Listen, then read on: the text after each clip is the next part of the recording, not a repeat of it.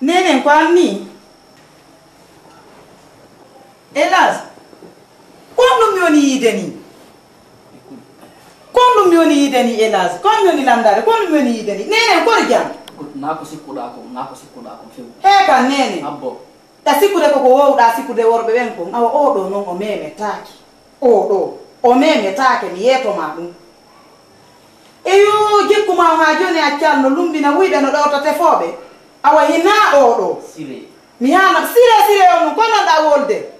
Sire on non. No mi tawri on non. Kako non mi tawri on. Kon nun nanguma. Sa fijiri puusa goɗɗon simi bentike ma joni hunduko ma kon ko seekoto kon nun nanguma. Déjà médiation mi fa kotirawani médiation kotirama sekko ma ko ngaka hunduko makko kotirama hida ina yimɓe bappa mo ina bappa da ina koto awoɗo na soro mani mi yeto mani ngoɗo na soro mani goy kon na yangan taw kon men yideni Elas kon waɗi kon nanguma Joɗo. mi ala joɗa kon nu nanguma Mini nako sikkuɗa ko. na ko mi sikki kon no mi tewri on donc ongol jiɗi mi yinoɗin kadi ka danki ma ɗo l'autre fois donc oɗo jeynoɗi o nene joɗo Sire. na sire on ko o jeynoɗi par ce que mi landinoma kombo jeyɗin inda ko mi wallinta ɗum minen watta on ɗum par ce que na men gootum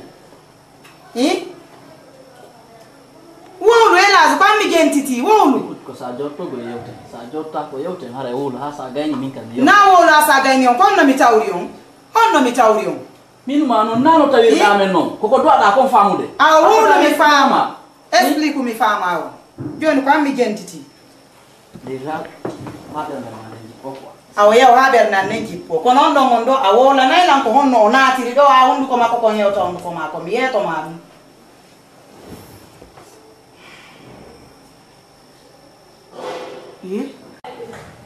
o na nenen ni ma ndasina mboɗo makko ngo garan noni yiide non mi ngalɗay hande goreɓe goo kadi ya koko nenen innata fof meɗen weldi ko weldigal fenade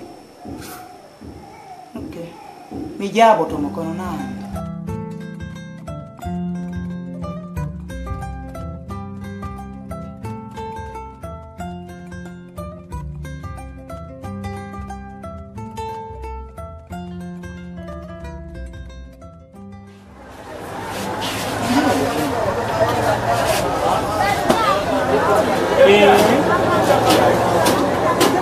Nene ɗono marsude nen moƴƴano ber piji ɗin fof ɗono marsude ay on tigi no andi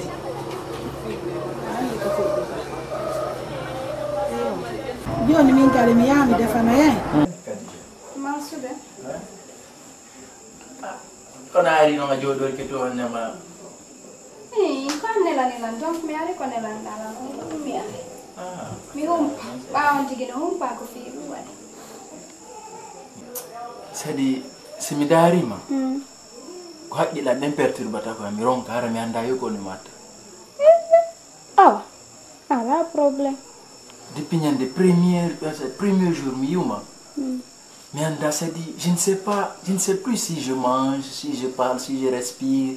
Sadi je ne sais pas. Haqqila nen fop no ma.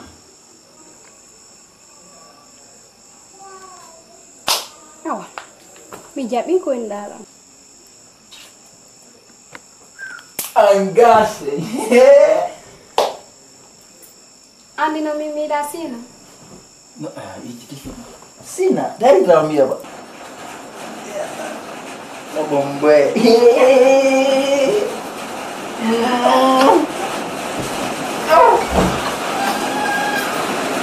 miiɗane sina mi falaka sina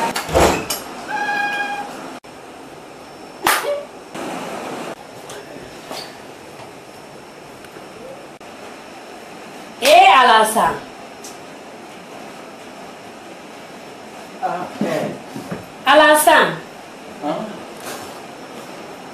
alasan he ko non la tude ko majjir no majjir ma he fi Allah he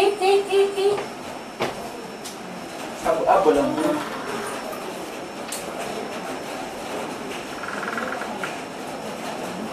Khadija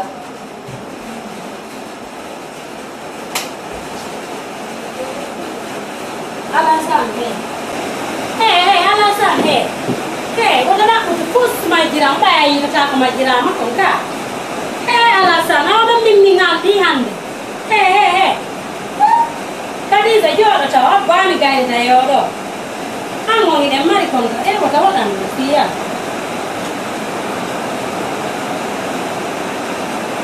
Khadija he kam Khadija he mi andinti hande ari ka sara ñanneɗo ɓe Khadija hande enɗo sen seedi hayyuɗa modi gorko adoga hayyuɗa gorko adoga e nanon fifere wonna heɓɗa ɓiɗɗo gorko a daratama non mais écoute Alassane min wonno anno c'est fini entre nous Alassane c'est fini entre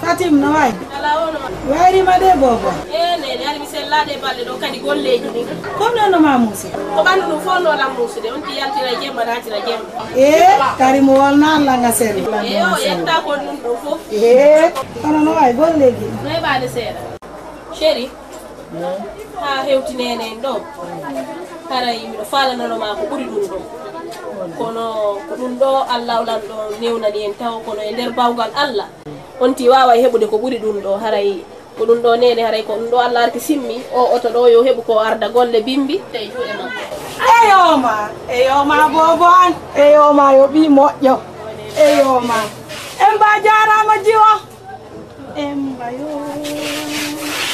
emba mo Karim ay ko wala mako mo jombay kula bay be ngada udimo eyo ma bi moƴƴo ay non Karim ko min mako mo daɓɓay ɓe ngo daɓɓu ɓi dimo eyo ma jiwa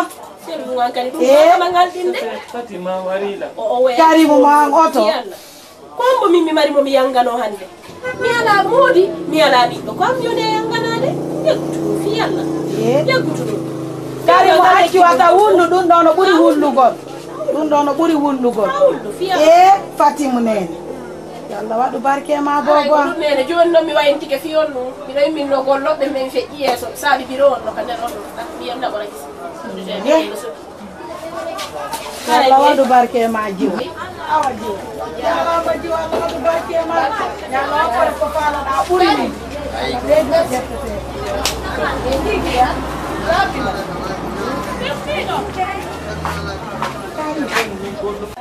men mara ko min na joni min ko ɗum mi mari hande kadi ko mi wiya Fatima honɗum marɗa ko wiya o jiwa koye ngeru feere o hewta ko men ko jombugol mo tum marɗa ko an kadi ko ɓuttiniramo ɓerde nde ɓuttinanamo ɓerde makko nde o yiɗima o yiɗi nene ma jara o yiɗi famille ma o fof komi tori Allah ko yo Allah acci don Allah yo Allah awlan ɗon newno o naata ko men o heɓa bobo